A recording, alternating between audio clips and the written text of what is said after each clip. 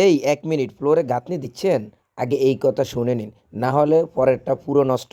ফ্লোরে গাঁথনি লেআউট ঠিক না করলে লাইন হবে বাঁকা, ফ্লোর হবে ঢেউ, ফাটল। তাই কাজ শুরু করার আগে চলুন দেখি কি কি জরুরি। সবার আগে ফ্লোরটা একদম ক্লিন করবেন, আলগা বালু ধুলা সিমেন্ট কিছুই থাকবে না। ফ্লোর পরিষ্কার হলে বন্ধন হবে স্ট্রং।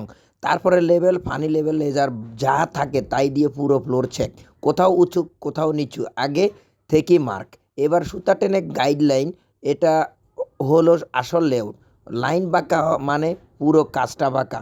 অবশ্যই লাইনটা ঠিক রেখে কাজ করতেই হবে। ফ্লোরটাকে হালকা ভিজিয়ে নেবেন, শুকনো ফ্লোরে কখনোই সিমেন্ট পানি টানে না, বন্ধন দুর্বল হয়ে যায় মনে রাখবেন। এখন সঠিক রেশিওতে মিক্স করে, বালু বেশি হলে কাজ দুর্বল, সিমেন্ট বেশি হলে পরে ফাটল। ব্যালেন্সটাই আসল। কিন্তু আপনি যেই জায়গায় কাজটা করবেন, কাজের জায়গাটা একদম পরিষ্কার পরিচ্ছন্ন হতে হবে। পানি মারার পরে ভালো মতো ঝাড়ু দিতে হবে। তবে আরেকটি কথা খেয়াল রাখবেন, আপনি কোথাও ফ্লোরে যখন কাজ করবেন দেখবেন এক ধরনের সিমেন্টের পানি পড়ে অনেক ময়লা জমে থাকে। এই সিমেন্টের পানিগুলা পড়ার কারণে অনেক শক্ত হয়ে থাকে জায়গাটা। তো আপনি যদি কোনো কিছু দিয়ে এটাকে ভাঙতে যান দেখবেন অটোমেটিক ওই আলগা ময়লাটা উঠে যায়। তাই এই ময়লাটা পরিষ্কার করাটা অবশ্যই জরুরি। কেননা আপনি যেই জায়গায় গাঁথনি করবেন, গাঁথনির জায়গাটা যদি আপনি পরিষ্কার পরিচ্ছন্নতা না হয় তো ওই গাঁথনি মজবুত হবে না, ফাটল দেওয়ার সম্ভাবনা থাকে। তাই এই জায়গাটাকে কেন কোনো ময়লা যেন না থাকে এই জিনিসটা সবসময় খেয়াল রাখতে হবে, নয়তো আপনি ভবন দুর্বল হওয়ার সম্ভাবনা বেশি থাকবে। আপনার ইট কিন্তু ভিজিয়ে নিতে হবে, এটা কিন্তু জাস্ট একদম 100%। আপনি ইট যদি ভিজিয়ে না নেন তাহলে কিন্তু কাজটা মজবুত হবে না। এই জিনিসটা কিন্তু আপনাকে খেয়াল রাখতে হবে সবসময়। আপনি যখন দিবেন অবশ্যই বারবার সুতা আর লেবেল দিয়ে চেক করে নেবেন, তাড়াহুড়া করবেন না, কাজ না হলে নষ্ট হয়ে যায়। শেষে অবশ্যই কিউরিং, কয়েকদিন পানি দিলে কাজ হবে মজবুত আর থাকবে লং টাইম। মনে রাখবেন, ভালো লেআউট কম খরচে শক্ত কাজ ধীরে করুন, ঠিকভাবে করুন, ফ্লোরে থাকবে বছরকে বছর। এই জিনিসটা মাথায় রেখে আপনি কাজটা এগিয়ে নেবেন।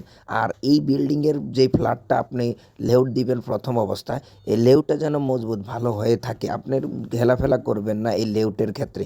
মাপজোক সম্পূর্ণ অ্যাকুরেট হতে হবে এবং রুমের কর্নারগুলা করজ ভেঙে নিতে হবে যেন করজ বাঁকা না হয়। এই করজ যদি রুমের হয়ে থাকে তাহলে কিন্তু টাইলস করার সময় কোথাও টাইলস একটু কম খায়, কোথাও টাইলস একটু বেশি খায়। যেমন একটা টাইলস যখন সোজা লেভেল করতে যাবে তখন এক সাইডে দেখবেন 30 সেন্টি হয়ে গেছে আর এক সাইডে 32 সেন্টি হয়ে গেছে। কিন্তু এই জিনিসটা খেয়াল রাখতে হবে। আগে মাটামটা ভেঙে নেবেন, যেমন বিল্ডিংয়ের কলম বসানোর সময় মাটামটা ভেঙে নেওয়া হয়, ঠিক তেমনই এই গাঁথনি করার সময় আপনার মাটামটা চেক করে নিতে হবে। আর মেইন দরজার চৌকাঠগুলো আপনারা কখনোই ছোট রাখবেন না, মিনিমাম 42 ইঞ্চি রাখবেন।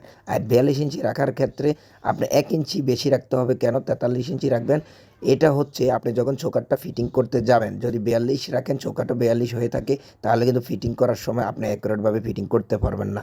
তাই দরজাটা 1 ইঞ্চি বেশি রাখতে হয়, চৌকাঠটা ফিটিং করার ক্ষেত্রে খুব সুবিধাজনক হয়ে থাকে। আর মেইন দরজা কখনোই ছোট রাখবেন না, 4 ফিট করলে আরও বেশি ডিজাইন করা যায়, সুন্দর করা যায়। তবে পারফেক্ট স্ট্যান্ডার্ড সাইজ হচ্ছে 42 ইঞ্চি বাই 84 ইঞ্চি, মানে 3.5 ফিট বাই 7 ফিট। এই রেশিওটা আপনি মেনটেন করে চলতে হবে। আর নিচের যখন আপনি লেআউটটা ব্যবহার করবেন, এই লেআউটটা করার ক্ষেত্রে আপনি বারবার চেক করে নেবেন, সুতাগুলো চেক করে নেবেন যেন সোজা এবং মজবুত হয়। কিভাবে ওই জিনিসটা খেয়াল রাখবেন আপনি। এইখানের যে কাজটা আপনি করবেন না কেন, কাজের সম্পূর্ণ দিক নির্দেশনা মানতে হবে ইঞ্জিনিয়ারিংয়ের রুলস অনুযায়ী। তাহলে আপনার কাজটা ভালো হবে, মজবুত হবে। এই জিনিস